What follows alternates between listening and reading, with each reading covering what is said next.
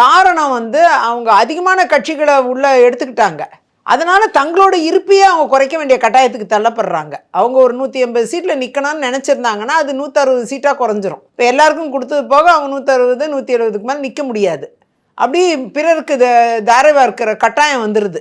So தங்களோட இருப்பை குறைச்சிக்க வேண்டிய கட்டாயத்தில் திமுக தள்ளப்பட்டிருக்காங்க. அந்த மாதிரி சிரமங்கள் இங்கே இல்லை. 10க்கும் மேற்பட்ட கட்சிகள், நிதானமான கூட்டணி, நிதர்சனமான ஒரு கூட்டணி. மற்ற கட்சிகள் வரல இல்லை இல்லை போதுமான கூட்டணி. என்னை பொறுத்த வரைக்கும் இது 10 11க்கு மேலே தாண்டக்கூடாது. ரொம்ப அதிகமாக 20 25 கட்சியெல்லாம் வந்துச்சுன்னா சுத்தமாக எல்லாத்தையும் பங்கு போடுற மாதிரி ஆகிடும்.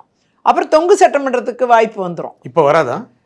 மோஸ்ட்லி நீங்கள் தேசிய ஜனநாயக கூட்டணி, அதிமுக தலைமையிலான இந்த கூட்டணி வந்து ஒரு நிதர்சனமான ஒரு சூழ்நிலையை ஏற்படுத்தியிருக்கு.